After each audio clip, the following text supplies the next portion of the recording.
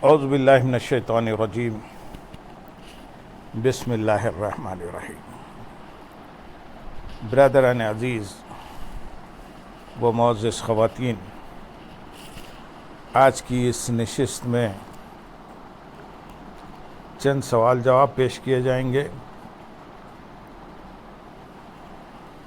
آج کی نشست کا پہلا سوال ہے، عدل و احسان میں کیا فرق ہے؟ جواب: احسان عام طور پر کسی پر بھلائی اور انعام کرنے کو کہتے ہیں۔ اس کا مفہوم صحیح طور پر اس آیت سے واضح ہوتا ہے۔ سورۃ النحل آیت نمبر 90 میں ارشاد ہے، بے شک اللہ ہر ایک کے ساتھ عدل اور احسان کا حکم فرماتا ہے، اور خرابت داروں کو دیتے رہنے کا اور بے حیائی اور برے کاموں اور سرکشی و نافرمانی سے منع فرماتا ہے۔ وہ تمہیں نصیحت فرماتا ہے تاکہ تم خوب یاد رکھو۔ اس آیت میں دو چیزوں کا بیان ہے، ایک عدل، دوسرا احسان۔ دونوں کا فرق امام راغب اصفہانی رحمۃ اللہ علیہ یوں فرماتے ہیں، عدل یہ ہے کہ جس قدر دینا فرض ہو اسی قدر دیا جائے، اور جس قدر لینا فرض ہو اسی قدر لیا جائے، جبکہ احسان یہ ہے کہ جس قدر دینا فرض ہو اس سے زیادہ دیا جائے، اور جس قدر لینا حق ہو اس سے کم لیا جائے۔ اس سلسلے میں علماء دین اپنی کتابوں میں فلسفہ زندگی میں رحم تراز ہیں کہ عدل و احسان کا یہ معیار کم سے کم حد پر مبنی ہے، کیونکہ اس کا تو حکم دیا جا رہا ہے، اور حکم اس واجب التعمیل امر کا نام ہوتا ہے جس کا ترک گناہ ہو۔ اگر یہ کم سے کم عدل اور احسان بھی نہ ہو تو انسان گناہگار ہو جائے گا۔ لہذا احسان کا یہ مفہوم اہل ایمان کے لیے درجہ فرض میں ہے۔ اسے مطلق احسان سے تعبیر کیا جا سکتا ہے، اور کمال احسان یہ ہے کہ انسان اپنا سارا کا سارا حق دوسروں کے لیے قربان کر دے۔ عدل یہ تھا کہ خود بھی لطف اٹھائے اور دوسروں کو بھی اٹھانے دے۔ احسان یہ ہے کہ اپنا لطف قربان کر کے دوسروں کو بہم پہنچایا جائے۔ عدل یہ تھا کہ اپنے لیے بھی جیے اور دوسروں کے لیے بھی۔ احسان یہ ہے کہ صرف دوسروں کے واسطے زندہ رہے۔ عدل یہ تھا کہ کسی کو دکھ نہ پہنچے۔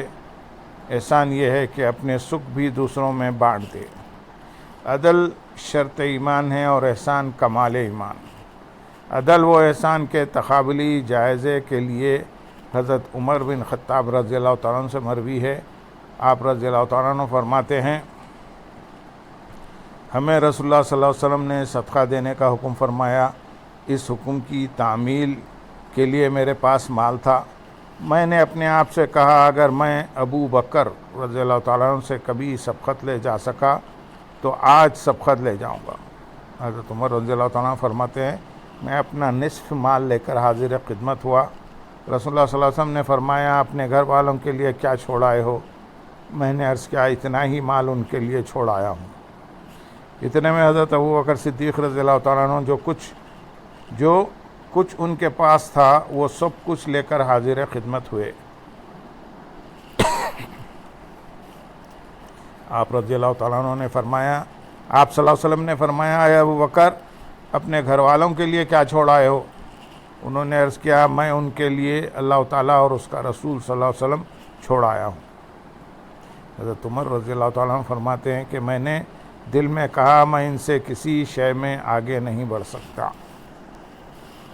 اس حدیث سے بخوبی واضح ہو گیا کہ حضرت عمر رضی اللہ تعالیٰ عنہ کا عمل عدل کا غماس تھا، جبکہ حضرت ابوبکر صدیق رضی اللہ تعالیٰ عنہ کا عمل احسان کا عین دار تھا۔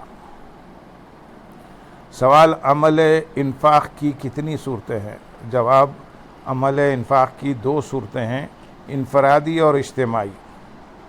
انفرادی سطح پر انفاق سے مراد ہے کہ افراد اپنے طور پر اپنے حلقے اثر میں اس شخص کو جو معاشی مشکلات کا شکار اور ضروریات زندگی سے محروم ہو کر معاشرے کا ناکارہ عضو بن کر رہ گیا ہو، اس کی اور اس جیسے دوسرے ضرورت مند افراد کی مالی مدد اس انداز سے کریں کہ ان کی عزت نفس بھی برقرار رہے اور ان کی ضروریات بھی پوری ہوتی رہیں، حتیٰ کہ وہ کسی اور کے محتاج نہ رہیں، بلکہ ان کی زندگی سے معاشی تعطل اس طرح ختم ہو جائے کہ وہ معاشرے میں باعزت شہریوں کی طرح تعمیری کردار ادا کر سکے اور اس حیثیت میں آ جائیں کہ انہیں ان کا صحیح مقام مل جائے۔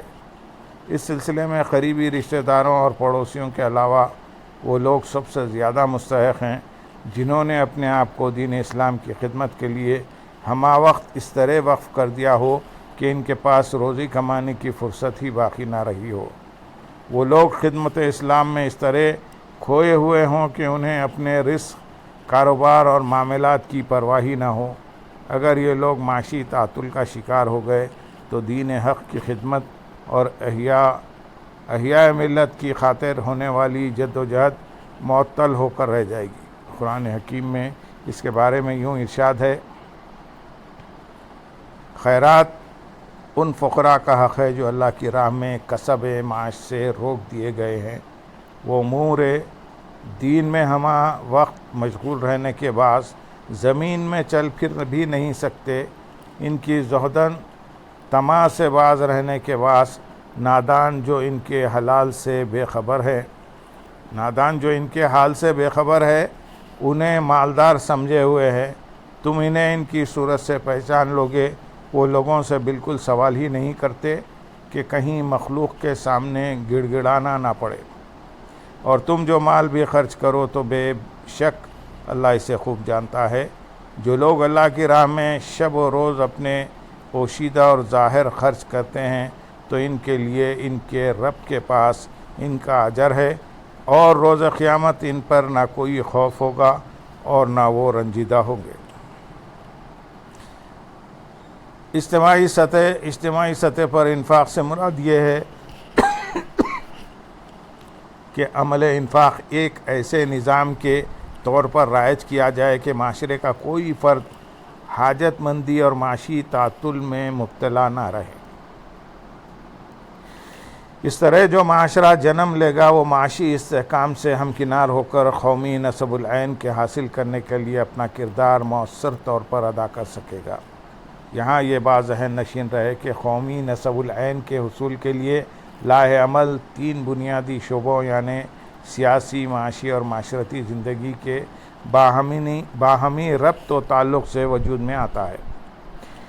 یہ نصب العین احیاء دین کے لیے عالمگیر سطح پر ایک صالح معاشرے کا قیام ہے جو ہر سطح پر ظلم و جبر، معاشی ناانصافی اور معاشرتی نافرمانیوں کے خاتمے سے عبارت ہے۔